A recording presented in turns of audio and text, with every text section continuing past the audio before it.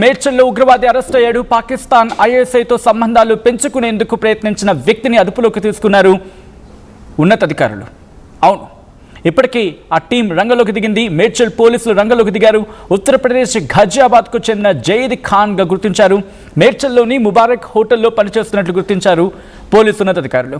Instagram ద్వారా ఉగ్రవాదులతో సంప్రదింపులు జరిపినట్టుగా గుర్తించారు. ఆయుధాలు సమకూర్చుకునేందుకు ప్రయత్నాలు చేసినట్టు గుర్తించారు. ఇక నిందితుడిని అదుపులోకి తీసుకుని సెల్ ఫోన్ స్వాధీనం చేసుకున్నారు పోలీసులు. ఆ సెల్ ఫోన్ డేటా ఆధారంగా ఇన్వెస్టిగేషన్ ప్రారంభించడం జరిగింది. మరి ముఖ్యంగా Instagram reels, WhatsApp chats, voice calls, screen shots ఉన్నట్లు గుర్తించారు. 2 నకిలీ పిస్టల్స్ను స్వాధీనం చేసుకున్నారు పోలీసులు. ఒకసారి ఆ విజువల్స్ మీరు చూస్తున్నారు. ఇన్ఫాక్ట్ అక్కడ ఎటువంటి సిచ్యువేషన్ ఉందని చెప్పి మేడ్చల్ పోలీసుల రంగంలోకి దిగారు. వాళ్ళకి ఒక చిన్న ఇన్ఫర్మేషన్ వచ్చింది. ఇన్ఫర్మేషన్ వచ్చిన తర్వాత ఇంకంతే, వెంటనే రంగంలోకి దిగారు పోలీసులు. ఆ విజువల్స్ మీరు చూడడం జరుగుతుంది.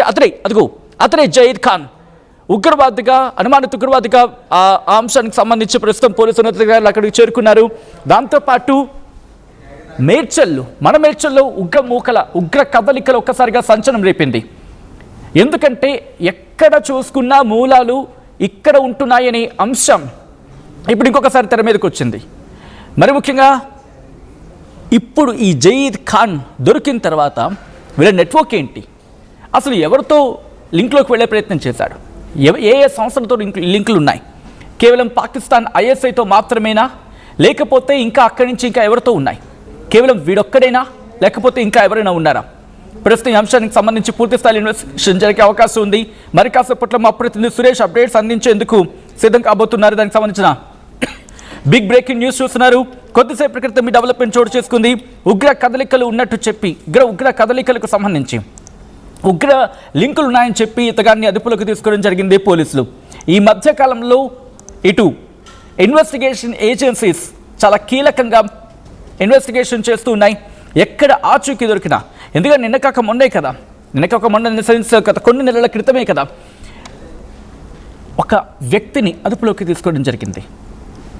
యాంటీ టెర్రరిస్ట్ స్క్వాడ్ ATS రంగంలోకి దిగిన తర్వాత, లేకపోతే నేషనల్ లెవెల్లో ఈ చెకింగ్స్ జరిగిన సందర్భంలో ఇటు మేడ్చల్లో అంతర్జాతీయ ఉగ్ర సంస్థతో సంబంధాలు కలిగి ఉన్నాడనే అనుమానంతో ఒక వ్యక్తిని పోలీసులు అదుపులోకి తీసుకున్నారు. తెలంగాణ మేడ్చల్లో ఇటు అంతర్జాతీయ ఉగ్ర సంస్థలతో సంబంధాలు కలిగి ఉన్నాడు అనే అనుమానంతో ఒక వ్యక్తిని పోలీసులు అదుపులోకి తీసుకున్నారు. ఉత్తరప్రదేశ్ ఘజియాబాద్కు చెందిన జహీద్ ఖాన్ అనే యువకుడిని కౌంటర్ ఇంటెలిజెన్స్ అలాగే మేడ్చల్ పోలీసులు సంయుక్తంగా ఆపరేషన్ నిర్వహించి అతగాన్ని అదుపులోకి తీసుకోవడం జరిగింది. అయితే నిందితుడి దగ్గర నుంచి 2 డమ్మీ పిస్టల్స్ని అధికారులు స్వాధీనం చేసుకున్నారు. ఇప్పటికే ప్రిలిమినరీ ఇన్వెస్టిగేషన్ స్టార్ట్ అయింది. ఉత్తరప్రదేశ్కు చెందిన జహీద్ ఖాన్ కొన్నేళ్ల క్రితం తన స్నేహితుడు ఫైజల్తో కలిసి ఉపాధి కోసం మేడ్చల్కి వచ్చాడట. ఇక్కడ ఒక లోకల్ హోటల్లోని పనిచేస్తూ జీవనం సాగిస్తున్నాడు. అయితే జహీద్కు సోషల్ మీడియాలో ముఖ్యంగా ఇన్స్టాగ్రామ్లో రీల్స్ చేయడం ఒక అలవాటుగా మారింది. ఈ క్రమంలోని అతను బొమ్మ తుపాకును ప్రదర్శిస్తూ కొన్ని వీడియోలు అప్లోడ్ చేశాడు. ఇక అలా అతడి గుట్టు రట్టయింది. అసలు ఏం జరిగింది, ఎటువంటి లింకులను గుర్తించడం జరిగింది, పాకిస్తాన్ ఐఎస్ఐతో సంబంధాలు ఉన్నాయని చెప్పి ప్రస్తుతం ఆ వ్యక్తిని అదుపులోకి తీసుకున్నట్టుగా తెలుస్తోంది. ఇంకా ఎవరెవరు ఉన్నారు, ఇంకా నెట్వర్క్ ఏంటి, దీనికి సంబంధించినటువంటి ఇన్వెస్టిగేషన్ జరుగుతుంది. డీటెయిల్గా తెలుసుకుందాం. మా ప్రతినిధి సురేష్ అప్డేట్స్ అందించేందుకు సిద్ధంగా ఉన్నారు. సురేష్, ప్రస్తుతం మేడ్చల్లో ఉగ్రవాదిగా అనుమానిస్తున్న వ్యక్తిని అదుపులోకి తీసుకున్నారు పోలీసులు. ఎటువంటి ఇన్ఫర్మేషన్ బేస్ చేసుకుని ఇన్వెస్టిగేషన్ జరుగుతుంది, ఎటువంటి సోర్సెస్ని బేస్ చేసుకుని అదుపులోకి తీసుకున్నారు, అధికారి నుంచి ఎటువంటి సమాచారం రాబడుతూ ఉన్నారు?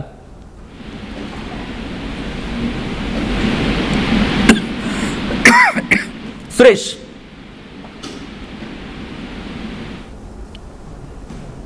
రైట్, మరి కాసేపట్లో సురేష్ దగ్గరికి వెళ్ళే ప్రయత్నం చేద్దాం. జహీద్ ఖాన్కి సంబంధించి మాట్లాడుకుంటే, అయితే ఎప్పుడైతే సోషల్ మీడియాలో వైరల్గా మారాయో వాటిని పాకిస్తాన్కు చెందిన నిఘా సంస్థ ISI గుర్తించింది.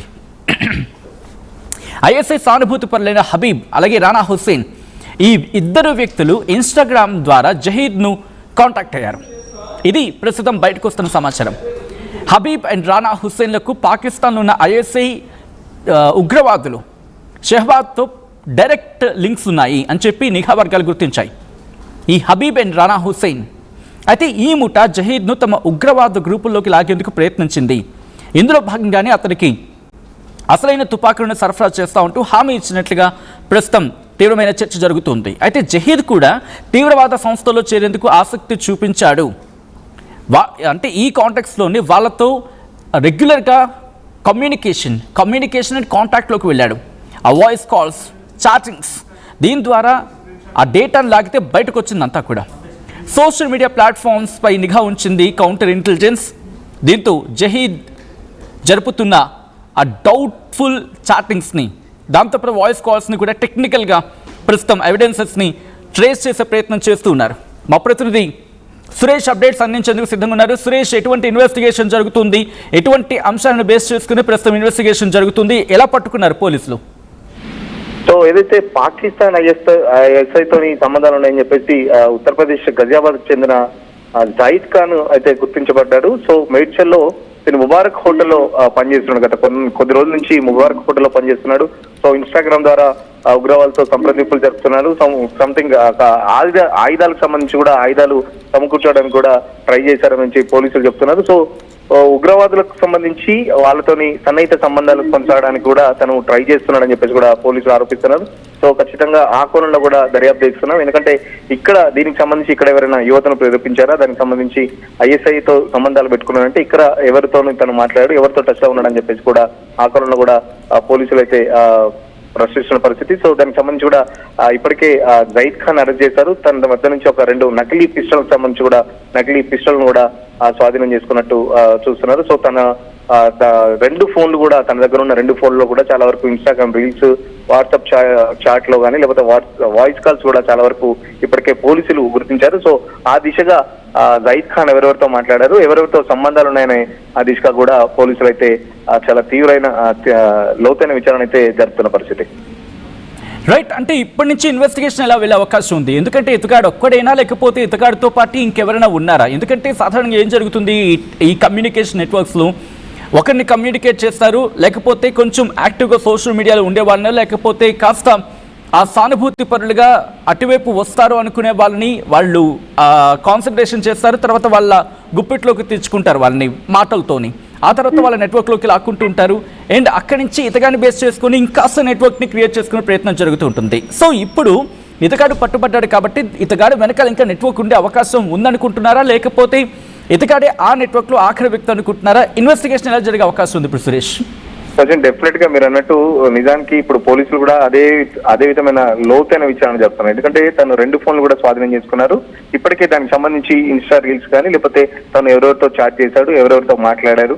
సో ఐఎస్ఐ సంబంధాలు పెట్టుకోవడం దేశ భద్రతకు సంబంధించి ముప్పు. ఒకవేళ ఇతను వాళ్ళ దగ్గరికి వెళ్ళాడే, వాళ్ళ ట్రాప్ లో ఇతను పడ్డాడు, దానికి సంబంధించి కూడా పూర్తి విచారణ తర్వాతనే వివరాలు కూడా వెళ్ళడం జరుగుతుంది. సో ఇక్కడ దీనికి సంబంధించి సో తను ఇంకెవరెవరితో మాట్లాడు, ఇక్కడ లోకల్ ఇప్పటికే మేడ్చల్ ఒక ముబారక్ హోటల్లో తను కొద్ది కాలంగా పనిచేస్తున్నాడు. సో అతను ఇంకా ఎవరన్నా ఇన్ఫ్లుయెన్స్ చేశాడా లేకపోతే తను ఇన్ఫ్లుయెన్స్ కాబడ్డా అనేది మాత్రం ఆ విచారణలో ఖచ్చితంగా తెలుస్తుంది. ఎందుకంటే ఖచ్చితంగా ఐఎస్ఐతోని సంబంధాలు పెట్టుకోవడం అనేది దేశ భద్రతకు ముప్పు అని చెప్పేసి, సో ఇలాంటి దేశ భద్రతకు వ్యతిరేకమైన నిర్ణయాలు తీసుకున్న వాళ్ళ పట్ల కఠిన చర్యలు ఉంటాయని చెప్పేసి కూడా పోలీసులు చెప్తున్న పరిస్థితి.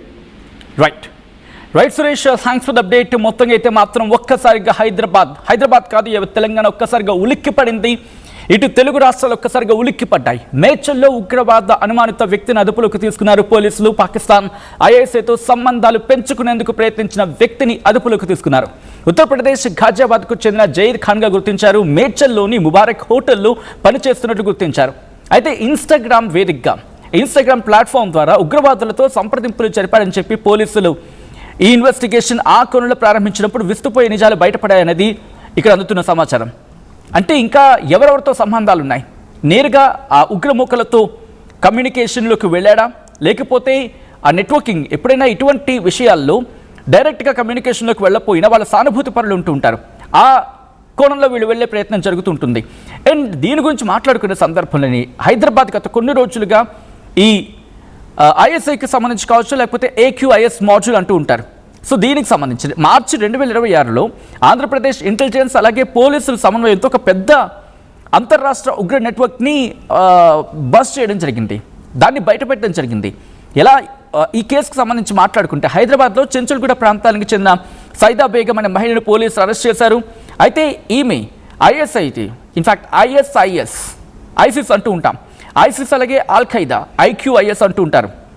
ఈ రెండిటి భావజాలంతో ప్రభావితమై ఉంది. సోషల్ మీడియా గ్రూపుల ద్వారా జిహాదీ కాంటెంట్ను షేర్ చేసేది అని ఆరోపణలు ఈ మీద ఉన్నాయి. అయితే ఈమె ఆన్లైన్ వేదికగా దాదాపు 42 మంది మహిళలను రిక్రూట్ చేయడానికి ప్రయత్నించింది. అంటే సాధారణంగా ఇక్కడ ఒక పదం వినిపిస్తుంది, ఖవాతీన్ అని చెప్పి, అంటే ఉగ్రవాద విభాగంలో మహిళా విభాగం. ఈ ఖవాతీన్కు లీడర్షిప్ వహించేలా విదేశీ హ్యాండిల్స్ని ఈమెను సిద్ధం చేస్తున్నారు అని చెప్పి ఇన్వెస్టిగేషన్లో బయటపడింది. విజయవాడ, బీహార్, రాజస్థాన్, కర్ణాటక ఈ రాష్ట్రాల్లో పట్టుబడిన అనుమానిత ముఠాతో ఈమెకు ప్రత్యక్ష సంబంధాలు ఉన్నాయి అనేది ఇన్వెస్టిగేషన్లో బయటపడినట్టుగా మనం వార్తలు విన్నాం. ఇప్పుడు దాని తర్వాత ఇది అంతకుముందు నవంబర్ 2025లో తీవ్రవాద కోణంలోనే కాకుండా మిగిలిన అంశాల్లో కూడా ఇన్వెస్టిగేషన్ జరిపిన సందర్భం. అయితే ఇక్కడ ISIS బయోటెర్రర్ కుట్ర గురించి కూడా మాట్లాడుకోవాలి. 2026 మేలోని NIA ఒక పెద్ద కుట్రను బయటపెట్టింది. హైదరాబాద్కు చెందిన డాక్టర్ సయ్యద్ అహ్మద్ మొహియుద్దీన్పై కేసు నమోదు చేసింది. అతను ఇంట్లోనే రహస్య ఒక ల్యాబ్ని ఏర్పాటు చేసుకున్నాడు. రైజిన్ అనే ఒక విష పదార్థాన్ని తయారు చేసి అంటే బహిరంగ ప్రదేశాల్లో కావచ్చు, లేకపోతే సాధారణంగా ఆ టాపిక్ గురించి మీ అందరికీ తెలుసు, బయట ప్రజలు ఎక్కువగా ఉండే ప్రదేశాల్లో అక్కడ దాడులకు ప్లాన్ చేశారని చెప్పి NIA చెప్తూ ఉంది. ఈ కుట్రకు ISIS విదేశీ హ్యాండిల్స్తో సంబంధాలు ఉన్నాయనేది అప్పుడు ఆరోపణలు గట్టిగా వినిపించాయి. అండ్ అదైపోయిన తర్వాత హైదరాబాద్లో ISIS అనుమానితుల అరెస్టు కూడా, మరి ముఖ్యంగా 2 లేదా 3 అనుమానితులను పట్టుకున్నట్లు అప్పుడు రిపోర్ట్లు బయటకు వచ్చాయి, చాలా వార్తలు బయటకు వచ్చాయి. గుప్మా అనే ఒక మాటలో చెప్పాలంటే వాళ్ళ నుంచి డిజిటల్ కమ్యూనికేషన్, రాడికలైజేషన్ మెటీరియల్ పరిశీలించినట్లుగా పెద్ద ఎత్తున చర్చ జరిగింది. సో ఇలా చూసుకుంటే ఎక్కడ చూసినా ఏదో అంశంలో ఇటు హైదరాబాద్, తెలంగాణ వేదిక లేకపోతే తెలంగాణ సెంట్రిక్గా ఈ ఉగ్ర ముక్కల కదలికలు ఒక్కసారిగా షాక్కు గురి చేస్తున్నాయి. అండ్ ఇక్కడ మాట్లాడుకున్న సందర్భంలో ప్రస్తుతం పోలీసులు దీన్ని తీవ్రంగా పరిగణించారు, రంగంలోకి దిగారు. మొత్తం అసలు ఎవరు ఎందుకు ఏ విధంగా కమ్యూనికేట్ చేస్తూ ఉన్నారు, ప్రతిదీ పిన్ టు పిన్ పోలీసుల అబ్జర్వేషన్లోకి ఉంటుంది. అండ్ ఈ ఉగ్రముక్కలు అనుకోవచ్చు గాక మేము భారత్ కళ్ళు కప్పి ఏదో చేసేస్తామని చెప్పి ఉగ్రవాదులకు బహుశా ఇప్పటికే భారత్ ఒక స్ట్రాంగ్ వార్నింగ్ ఇచ్చింది. ఇప్పటికైనా మీరు బాగుపడే ప్రయత్నం చేసుకుని మీ దేశాన్ని బాగు చేసుకోండి. మీరు ఉగ్రవాదులే ప్రపంచం మీద పడి బతికే బదులు మీకు ముష్టి వేస్తున్న ఆ దేశానికి పోయి, మీకు పాకిస్తాన్ కదా ముష్టి వేస్తోంది, వాళ్ళు ఆ పెట్టే ఆ ముష్టితో మీరు ప్రజలను పడే కన్నా అక్కడ పోయి అక్కడ ప్రజలు కాపాడుకోండి, కనీసం పోయి అక్కడ కాపాడుకోండి. అంత సానుభూతి మీకు ఏది సస్తే అక్కడ పోయి కాపాడుకోండి. ఎందుకంటే అడుక్కుతుంటోంది అక్కడ పాకిస్తాన్. మీకు ప్రజల మీద అంత సానుభూతి ఉంటే ఓ పక్క దేశం మీద పడి ఏడ్చే బదులు మీ దేశం పోయి, మీ దేశం ఇన్ ద సెన్స్ మీద అక్కడ సానుభూతి చూపిస్తున్నారు కదా, పోయి అక్కడే వాళ్ళ బతుకులేదు బాగు చేయండి కనీసం. ఇక్కడ నెట్వర్క్ నడిపించి ఇక్కడ జనాన్ని చంపేస్తే మీకేం వస్తుంది? ఏం రాదు కదా. మహైతే ఒక నెల 2 నెలలు భయపడతారు, కానీ ఆ తర్వాత కొట్టే దెబ్బ ఎలా ఉంటుంది? ఆపరేషన్ సింధూర్ రుచి చూశారు. మీకు ఇప్పుడు ముష్టి అయ్యాలంటేనే అమెరికా తప్ప ఇంకోటి దిక్కులేదు. పోనీ మిగతా ఏమైనా మీకు ముష్టేద్దాం అనుకుంటే బహుశా అది కూడా పదం కూడా మీ విషయంలో కరెక్ట్ కాదేమో. మీరెళ్ళి బాబు నాకు డబ్బులు, ఈ బాబు నాకు డబ్బులు ఇచ్చి ప్రపంచ దేశం అడుక్కుంటున్నారు. మీరు అడుక్కుంటున్న దేశం దగ్గర పోయి మీరు అడుక్కుంటున్నారు మళ్ళీని. బాబు నాకు ముష్టి వేస్తే నేను వెళ్ళి దాడి చేస్తానని చెప్పి ఏం బతుకులు రా మీవి? బహుశా మీకు కోపం రావచ్చు కాక, రావాలి, మీ దేశం పోవాలి మీరు. ఎందుకంటే మీ దేశం ఎందుకంటున్నానంటే ఇక్కడ ఉన్నప్పుడు ఈ దేశం కోసం కష్టపడితే, ఈ దేశం కోసం ఇష్టపడి కష్టపడితే తప్పలేదు. ఈ దేశంలో ఉంటూ ఈ దేశానికి నష్టం చేయాలనుకున్నప్పుడు మీకు ఈ దేశంతో పనేంటి? ISISఆ, ఆల్ఖైదానా, హిజ్బుల్లా ముజాహిదీనా? ఏ మనుషులు రా మీరు?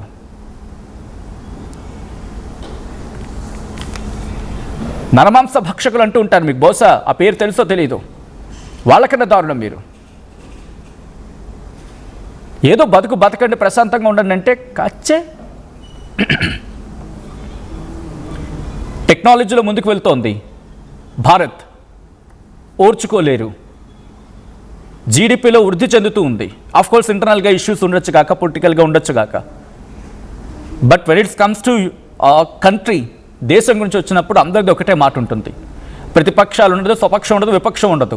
స్వపక్షంలో కూడా విమర్శలు ఉంటాయి, విపక్షంలో కూడా సమర్థన ఉంటుంది. That is what India. వైవిధ్యభరితమైన భారతదేశం ఇది. భిన్నత్వంలో ఏకత్వం ఇది. మీలా ఏకత్వంలో భిన్నత్వం కాదు. ఈ దుర్మార్గుడు చూడండి, ఉగ్రముక్కలు బయటపడుతూ ఉన్నాయి. ఒక్కొక్కటి కూడా సానుభూతిపరుడుగా ఇక్కడ ఉండి ఇక్కడ ఇబ్బంది పెడుతున్న క్షణం. ఈ కథనం మిమ్మల్ని కాస్త కలవరపరచొచ్చు, అయితే మిమ్మల్ని కలవరపాటు గురి చేయడం ఆర్టీవీ ఉద్దేశం కాదు. కానీ ఇటువంటి కథనాలు చూసినప్పుడు కాస్త కలవరపాటు గురి అవకాశం ఉంటుంది కాబట్టి దీనికి సంబంధించిన జాగ్రత్తలు తీసుకోవాలని ఆర్టీవీ సూచించడం జరుగుతోంది. This is are disturbing content, video description is highly advised. ఒక్కసారి వాడు ఫేస్ చూడండి, ఆ జయీద్ ఖాన్ ఫేస్ చూడండి. సోషల్ మీడియాలో సానుభూతిపరుడుగా ఉంటూ ఉగ్ర లింకులతో ఉన్నాయనేది వినిపిస్తున్న మాట ఇక్కడ.